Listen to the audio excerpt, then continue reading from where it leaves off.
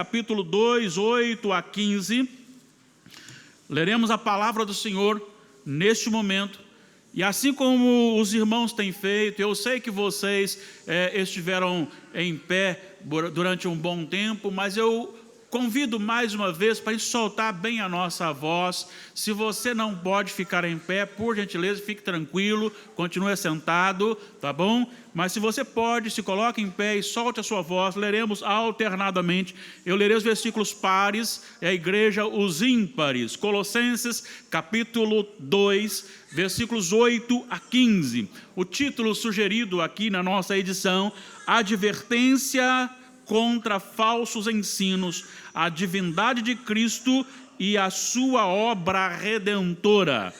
Cuidado que ninguém vos venha a enredar com sua filosofia e vãs sutilezas, conforme a tradição dos homens, conforme os rudimentos do mundo, e não segundo Cristo.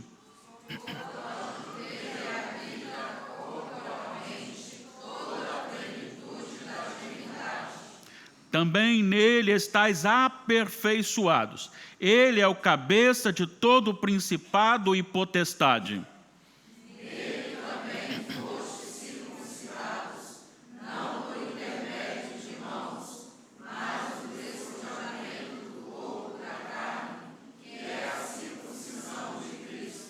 Tendo sido sepultados juntamente com ele no batismo, no qual igualmente fostes ressuscitados mediante a fé no poder de Deus, que o ressuscitou dentre os mortos. E a vós outros que estáveis mortos pelas vossas transgressões e pela incircuncisão da vossa carne, vos deu vida juntamente com ele, perdoando todos os nossos delitos. Tendo cancelado o escrito de dívida que era contra nós e que constava de ordenanças, o qual nos era prejudicial, removeu-o inteiramente, encravando-o na cruz.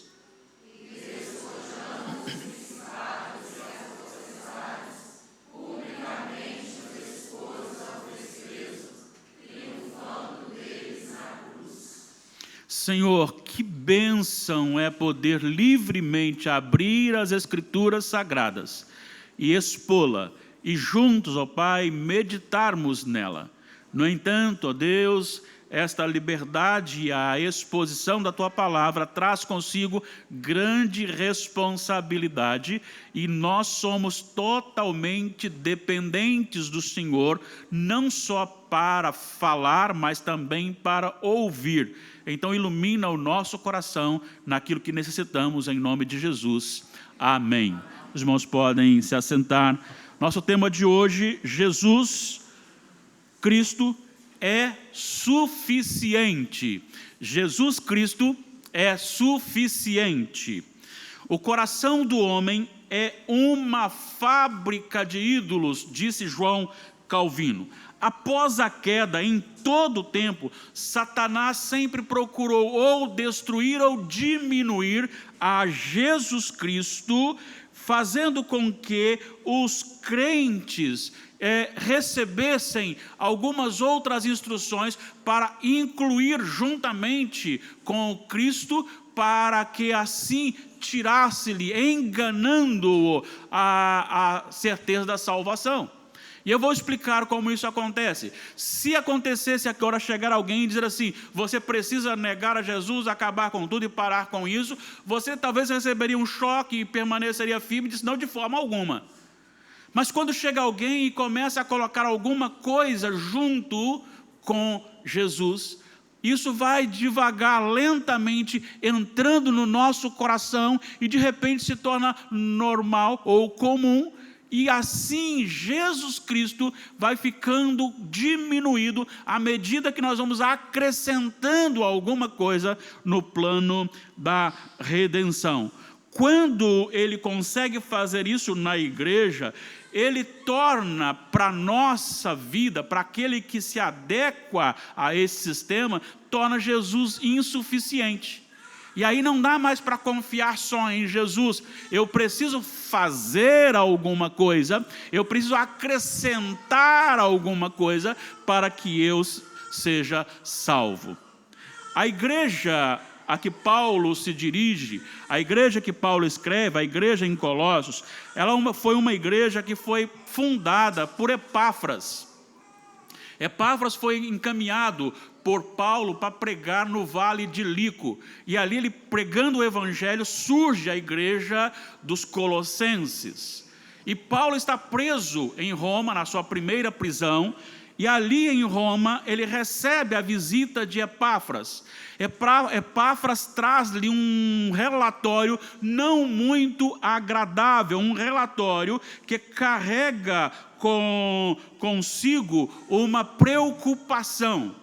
E a razão é, não só a cidade de Colossos, mas a igreja também era composta de um povo misto.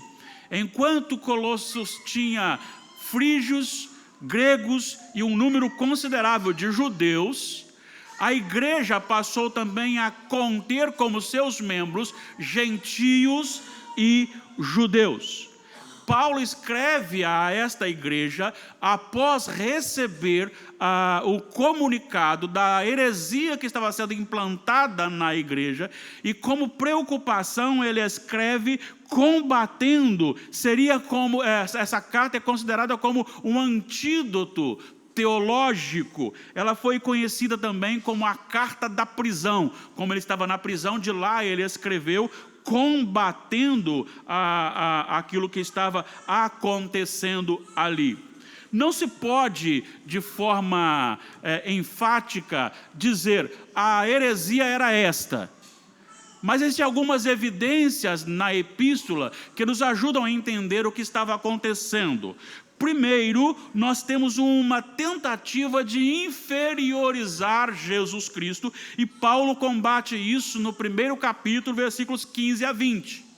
Mas também havia a divulgação de uma filosofia não fundamentada nos apóstolos. Lembrando que os apóstolos foram as autoridades responsáveis para dar continuidade na fundamentação, na organização das igrejas, no sentido doutrinário. Tanto é que em Atos capítulo 2, versículo 42, o relato é: e perseveravam na doutrina dos apóstolos, na comunhão, no partir do pão e nas orações. A grande questão é introduzir filosofias que não estavam fundamentadas nos apóstolos, e isso é combatido no capítulo 2, versículo 8.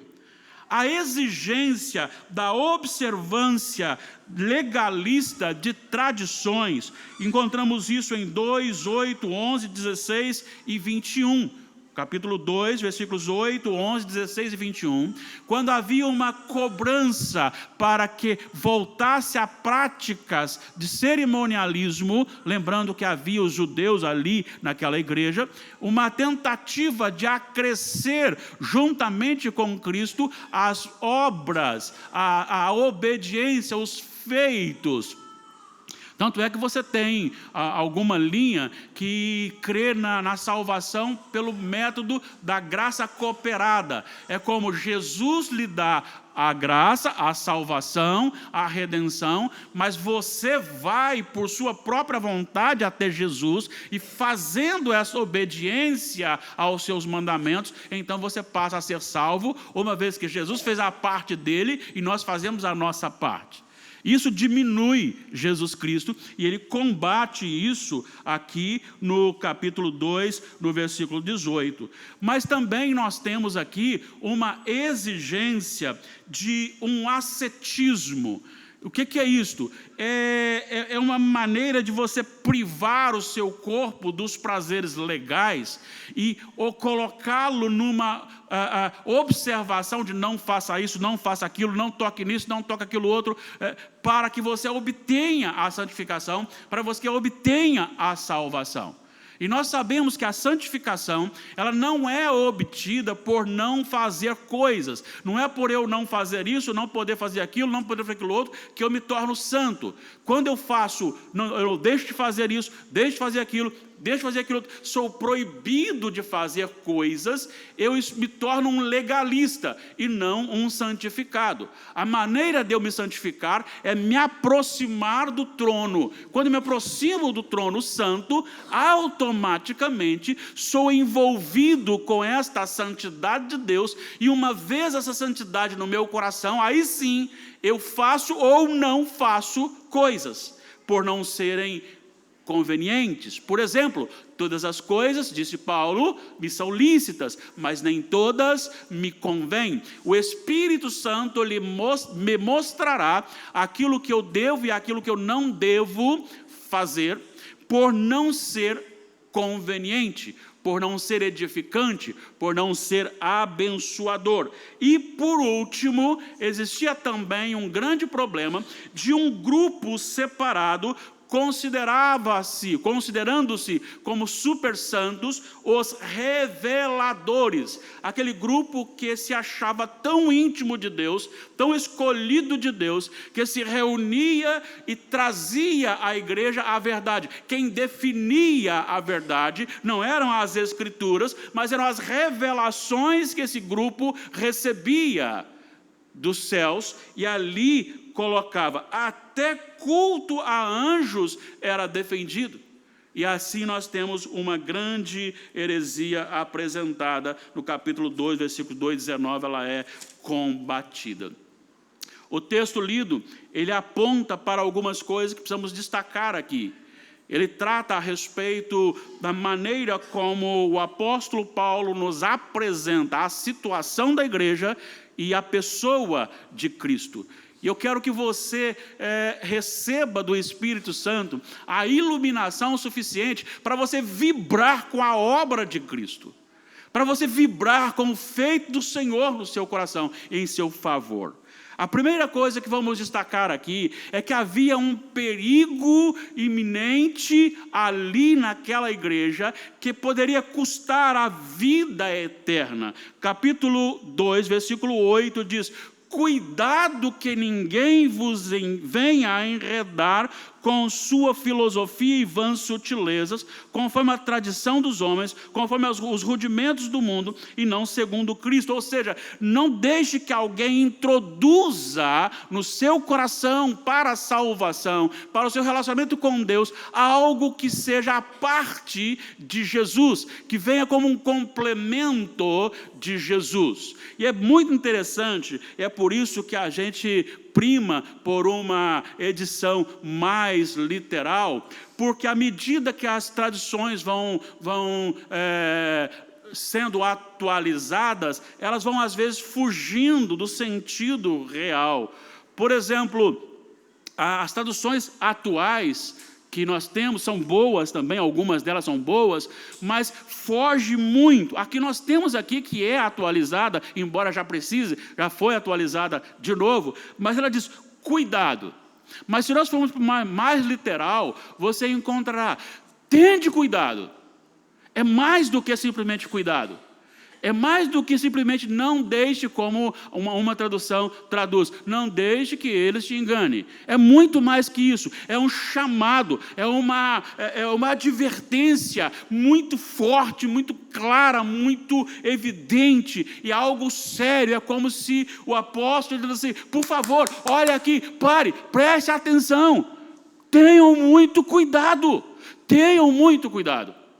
Por quê? Porque o que está sendo plantado dentro da igreja diminui a Jesus Cristo. E às vezes aí que está o perigo que nós falamos na introdução. O perigo está quando nós nos acostumamos. Ah, não está ferindo Jesus. Então mais uma coisinha, mais outra coisinha, não tem problema. E à medida que isso vai entrando, você vai sendo enganado. E a expressão é aqui, cuidado que ninguém vos venha enredar ou enganar o seu coração.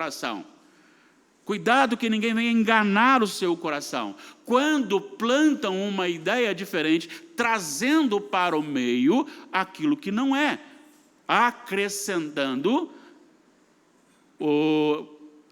junto a Jesus algum elemento. E é muito comum, por incrível que pareça, encontrarmos isso, e o nosso coração, ele é condicionado a gostar disso. Quantas vezes nós achamos que Deus vai ouvir a oração de joelhos melhor do que uma oração que se faz sentado, ainda que você esteja com o joelho machucado? Quanto mais machucado o joelho, quanto mais dor você sentir na oração, mais Deus vai lhe responder. É uma ideia assim que muitas vezes vai tomando conta do nosso coração, e nós pensamos que um sacrifíciozinho realizado despertará o coração de Deus para se quedar e atender a nossa oração. E nós vamos acrescendo coisas, esquecendo, melhor dizendo, que o Senhor Jesus é suficiente. Então nós temos que estar atentos e ter cuidado com aquilo que vai sendo uma inovação para a nossa vida nos nossos dias. Hoje nós temos um retorno ao Antigo Testamento, ao cerimonialismo, e isso atrai muitas pessoas justamente pelo fato de que você tem que oferecer algo. Olha, deixa eu lhe dizer uma coisa, nosso coração ele é tão quedado a essa idolatria, que até a nossa própria expressão de gratidão, já falei em outras vezes, é muito obrigado. E quando eu digo muito obrigado, é como se eu estivesse dizendo assim: eu me obrigo a você por aquilo que você fez a mim. Nós gostamos de pagar por aquilo que nós recebemos. Nós não gostamos de receber sem pagamento.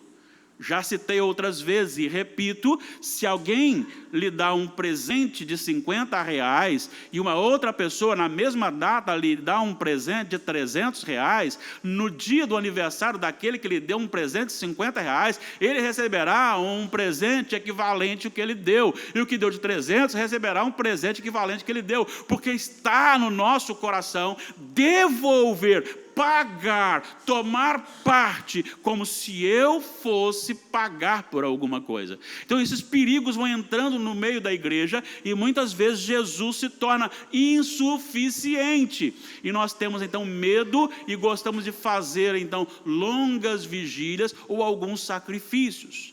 Então temos que ter muito cuidado com isto. De que forma que nós temos que combater isso? Da mesma forma que Paulo combateu. Como que Paulo combateu? Então vamos para o nosso texto. Primeira coisa que Paulo fala aqui para combater isso é: Jesus é Deus. Jesus é Deus. Depois de falar aqui sobre o perigo, ele diz assim no versículo 9: porquanto nele quem? Cristo. Habita corporalmente toda a plenitude da divindade. Aí você pode pensar assim: não, pastor, mas isso aí nós já sabemos. Às vezes nós temos uma boa audição e ouvimos repetir isso constantemente, mas nós não sabemos o envolvimento disso, o significado disso na nossa vida. O Senhor Jesus, ele é 100% homem, porque ele foi concebido por obra do Espírito Santo no ventre de Maria. Então ele nasceu como homem, ele nasceu com corpo físico, ele sentiu dores, ele sentiu emoções, ele chorou, ele se alegrou, ele teve fome, ele teve sede, ele se cansou. Sim, a sua alma, o seu emocional, o seu espírito agonizou no jardim quando estava aproximando o momento da crucificação. Mas ele também é Deus. Ele não deixou de ser Deus. Ele não é assim: um momento ele é homem, aí depois tem que fazer o milagre, ele se transforma em Deus, aí depois que ele fez o milagre, se transforma em homem. Não, ele é 100% Deus e 100% homem. Agora, o que nós acabamos de cantar em um dos hinos é que ele abriu mão da sua glória. O que significa isso? Ele perdeu a sua glória? Não. Ele continuou divino, ele continuou glorioso, mas ele não usou em benefício próprio os poderes divinos. Ele usou para os outros. Ele acalmou a tempestade, ele curou pessoas, ele expeliu demônios, ele ressuscitou pessoas, mas ele não usou a seu favor, o seu poder divino. Vou citar apenas um exemplo. quando ali, diante dos seus algozes, quando vem para lhe prender, ele então está ali e Pedro desembainha sua espada e luta, corta a orelha do soldado.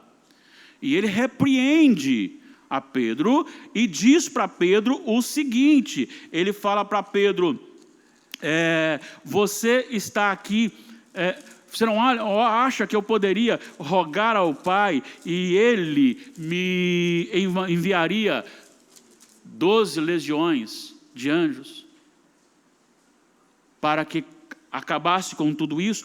Claro que o Senhor poderia fazer isso, porque Ele é Deus, mas Ele não o fez. Olha só o que Ele disse em Lucas capítulo 22, e aí então a partir do versículo 47, quando ele é preso, ele agora desenvolve um diálogo com os seus algozes. No versículo 53, ele diz assim: diariamente, estando eu convosco no templo, não pusestes as mãos sobre mim.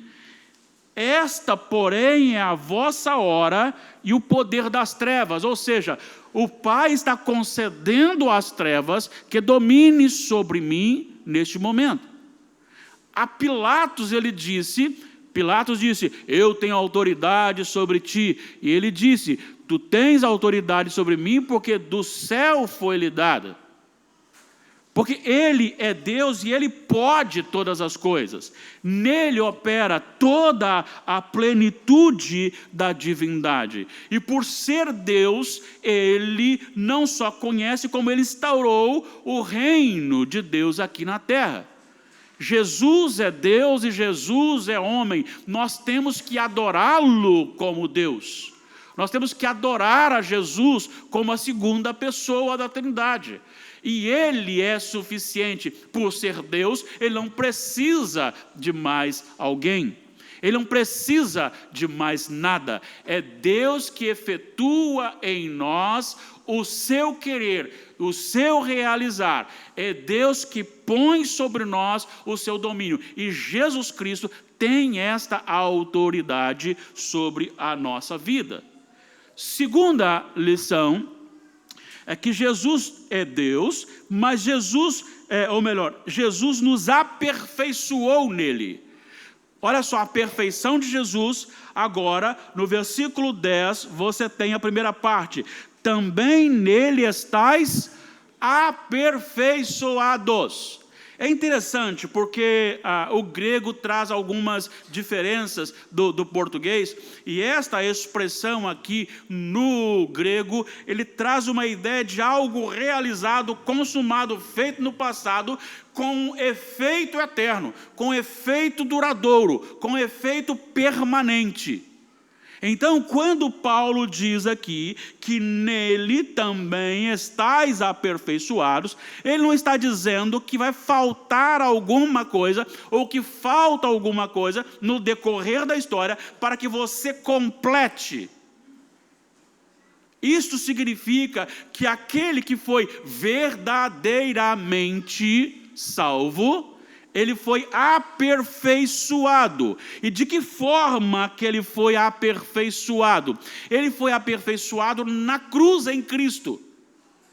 Isso aqui é muito especial, isso é muito interessante, porque João registra que Nicodemos vai a Jesus fazer alguns questionamentos, e no diálogo com Nicodemos, a nossa Bíblia tem uma falha aí na edição, não a Bíblia, o texto original, mas no corte aí, porque eles separaram o versículo 16 do versículo 15. E na verdade, o versículo 16 de João 3, ele não pode ter essa divisão aí, embora a ideia seja nos trazer uma facilidade de compreensão, mas aqui é uma continuidade. O capítulo 3 é todo um diálogo referente a Jesus e Nicodemos até o versículo 21.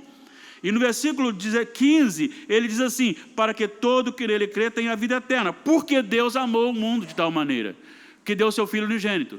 É ligado. Não tem como separar essas partes.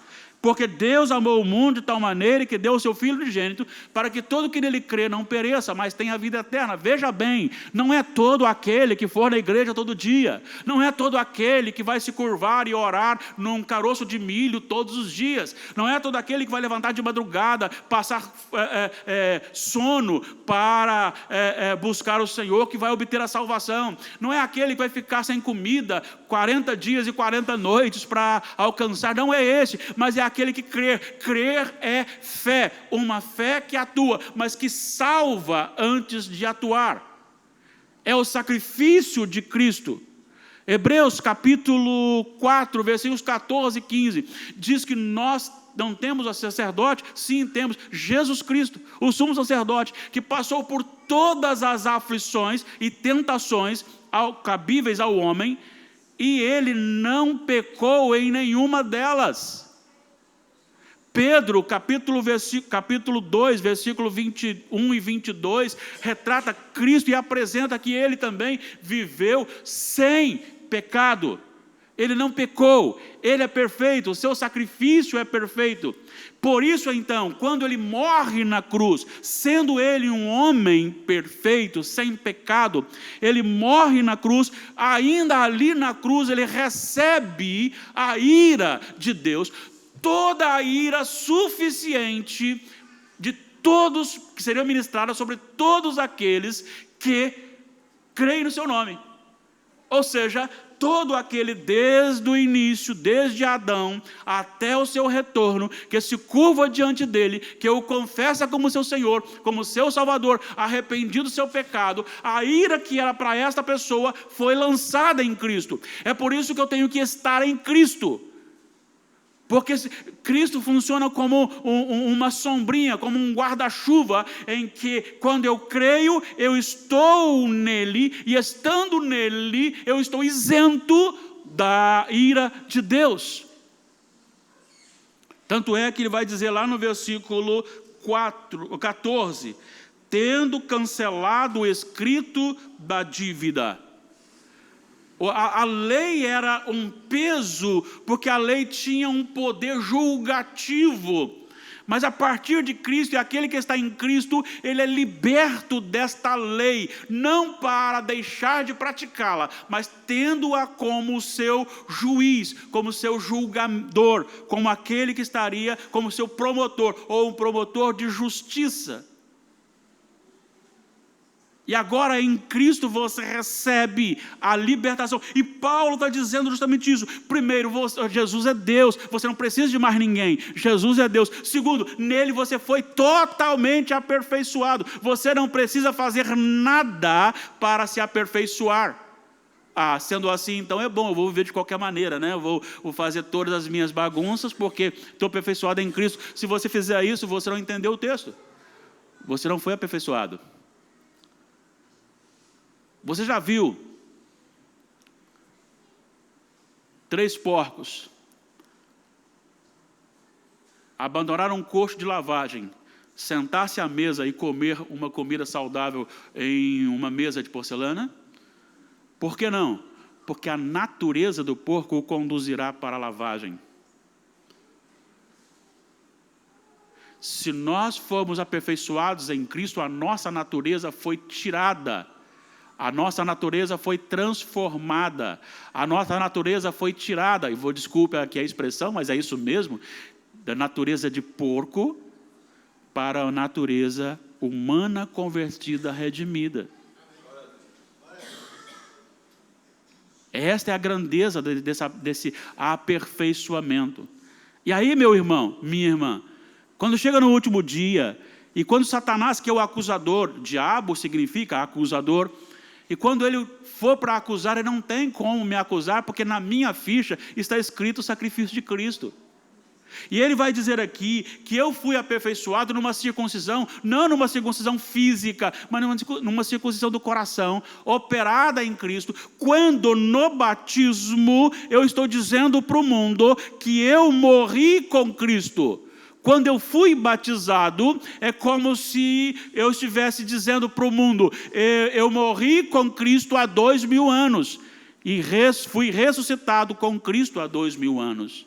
Então morreu aquele velho, morreu a natureza pecaminosa, fui desarraigado deste mundo, não sou mais escravo de Satanás. Ele é perfeito para me conduzir, apesar de mim, para a vida eterna.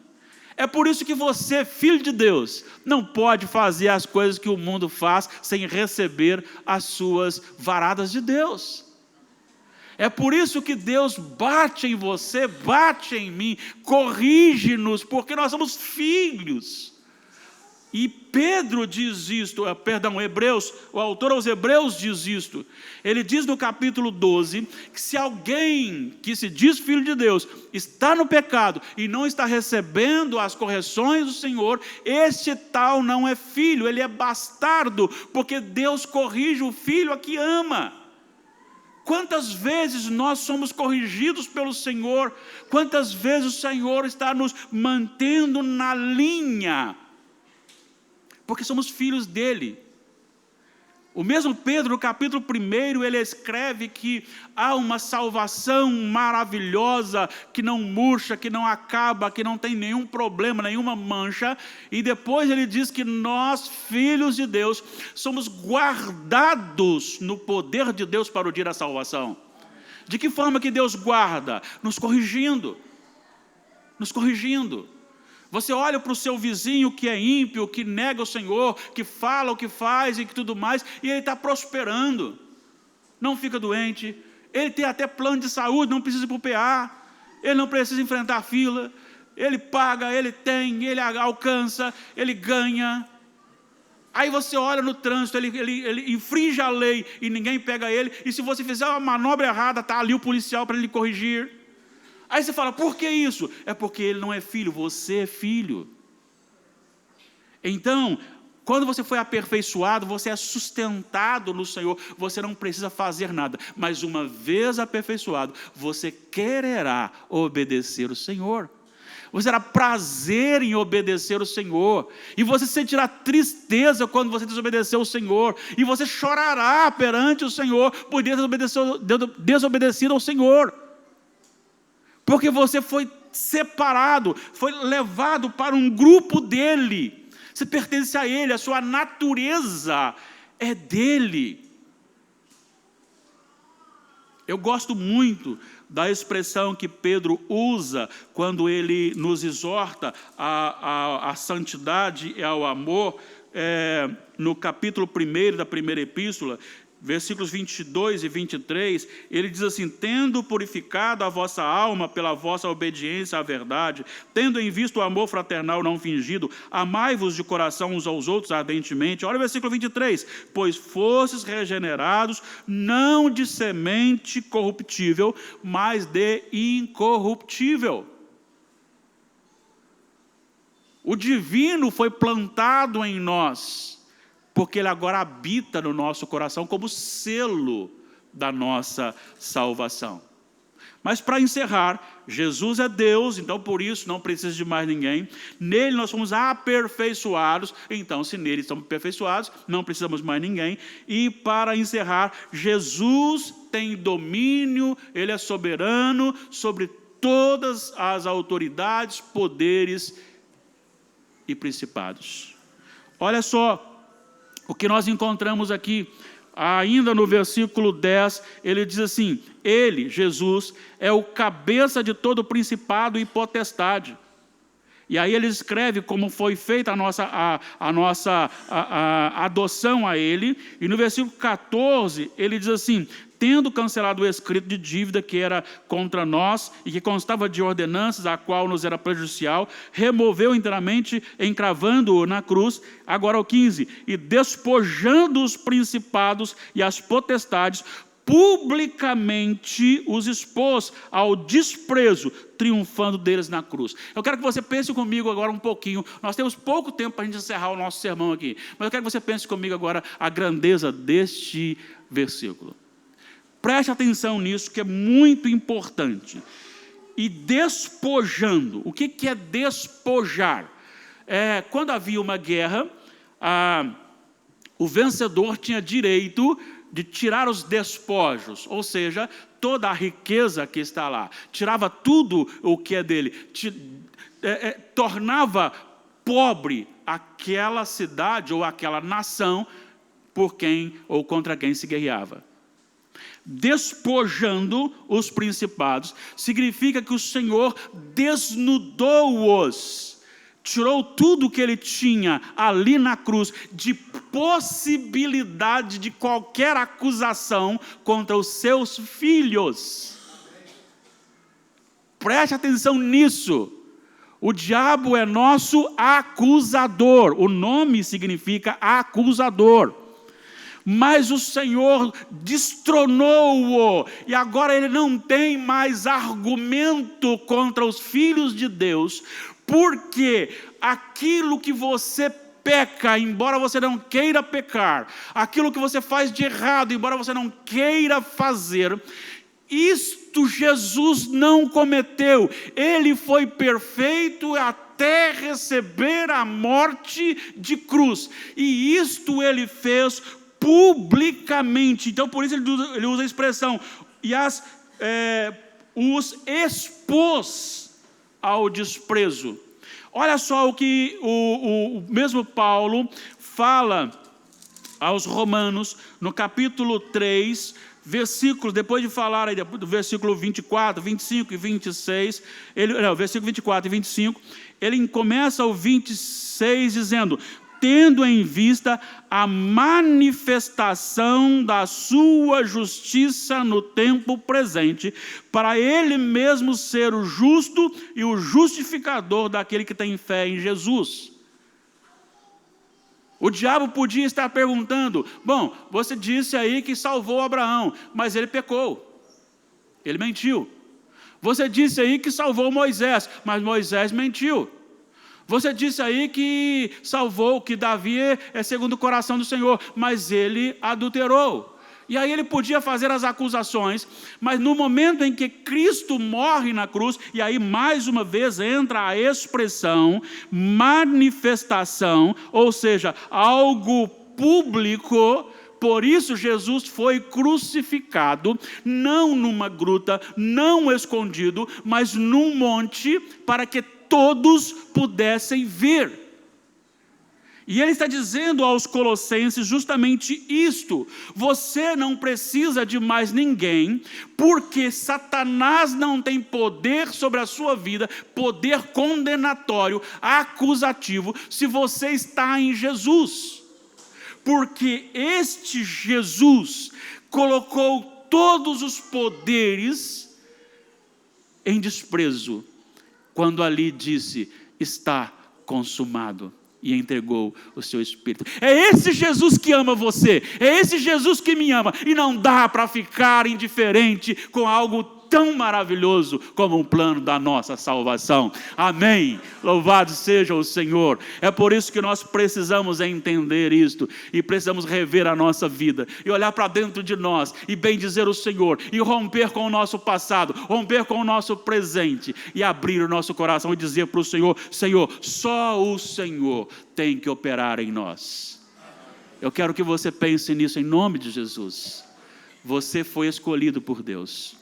E não foi escolhido para você fazer uma parte, porque se dependesse da gente fazer a nossa parte, aí sim, ficaríamos como os nossos irmãos arminianos. Hoje temos a salvação, amanhã não temos a salvação, depois temos a salvação, depois perdemos a salvação, depois temos a salvação, depois perdemos a salvação, e depende. Se eu morrer no momento que eu estou com a salvação, eu sou salvo. Se eu morrer num dia que perdi a salvação, estou perdido.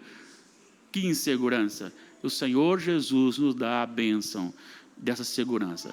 Volto a dizer, isso me dá então carta branca para viver no pecado? Não, pelo contrário.